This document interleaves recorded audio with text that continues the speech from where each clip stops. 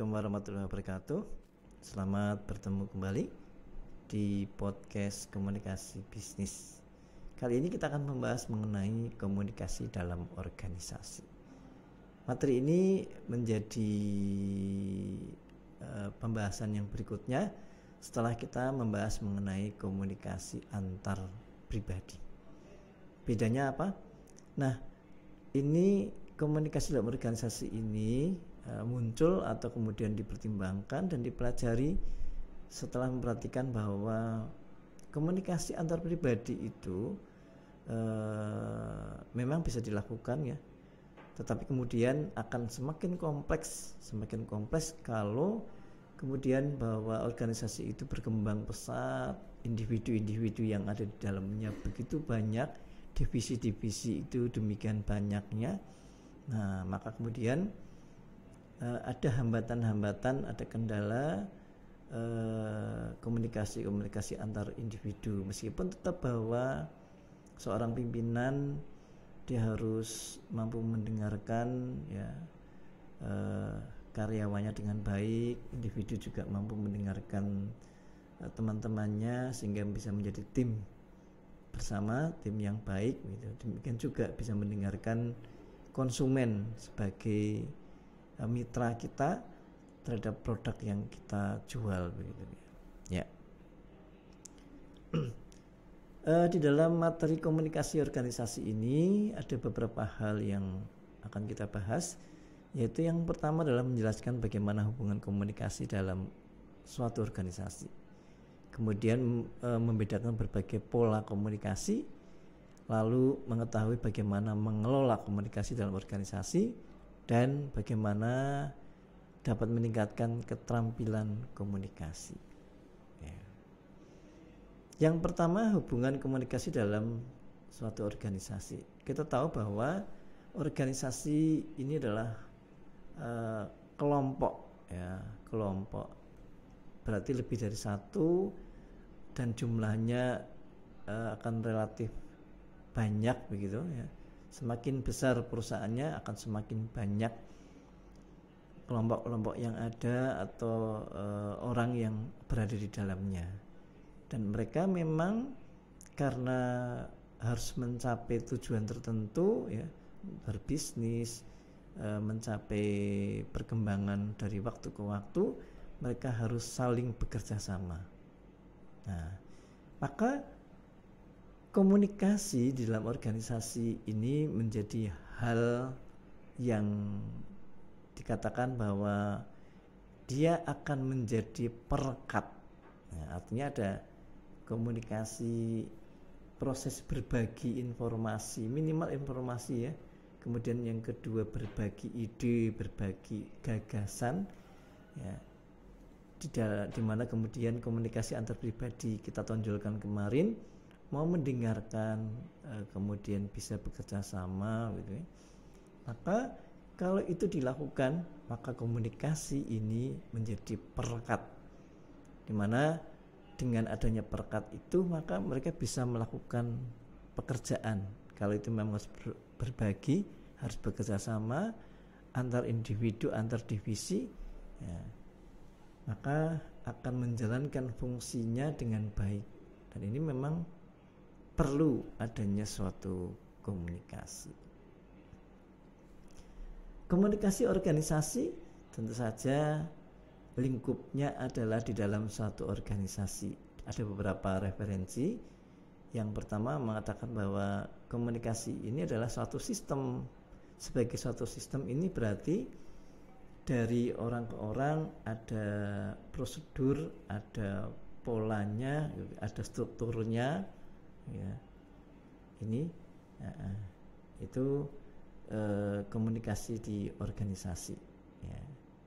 Karena tidak bisa langsung kemudian antar pribadi itu jadi kadang-kadang mungkin terputus ya karena divisi, karena perbedaan wilayah, tetapi sebagai sebuah organisasi mereka terhubung gitu dalam satu struktur gitu, dalam satu sistem ya, sehingga bentuknya nanti akan menjadi perhatian bagaimana bentuk komunikasi yang pola komunikasi dalam organisasi itu bagaimana ya.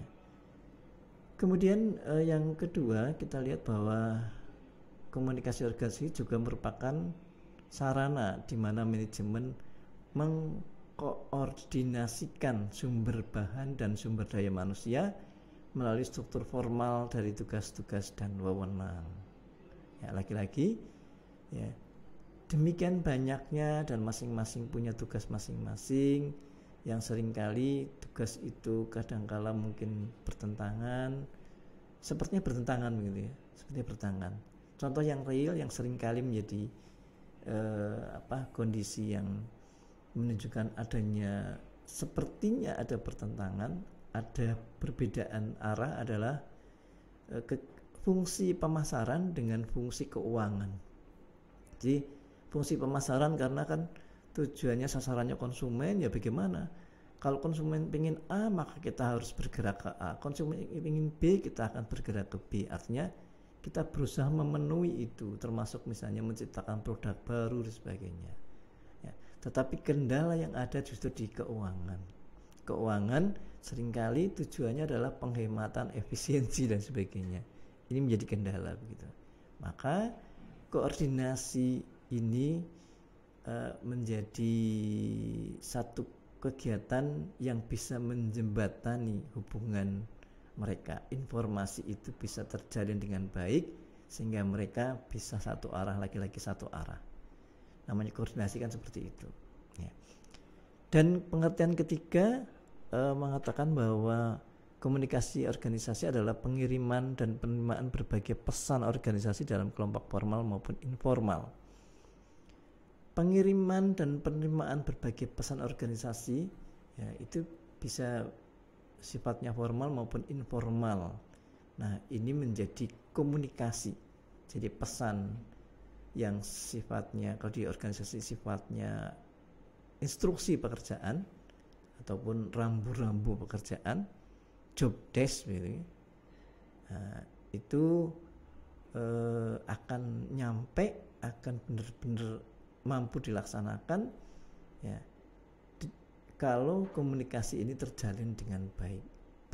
Pembagian transfer informasi itu, transfer pesan itu berjalan dengan baik, baik secara formal maupun informal. Ada melalui panduan, melalui pedoman, melalui lembar-lembar kerja dan sebagainya, itu yang formal.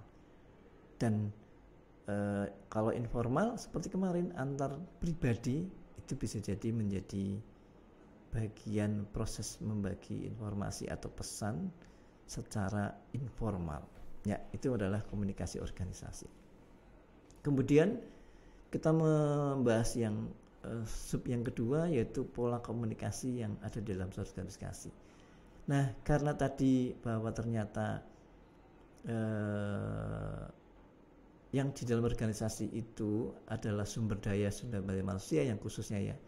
Kalau kita menggeser barang, ya barang nggak bisa dikomunikasikan ya. Justru yang kenapa kemudian harus ada komunikasi?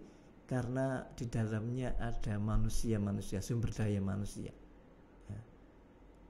Dan kemarin ada komunikasi antar pribadi yang memang harus diketengahkan, harus dilakukan. Ya. Maka pola komunikasi yang ada dalam suatu organisasi ini ada dua, yaitu yang formal dan yang non-formal. Formal communication channel dan informal communication channel. Lalu pengelolaan komunikasi, tentu saja komunikasi itu harus dikelola dengan baik ya.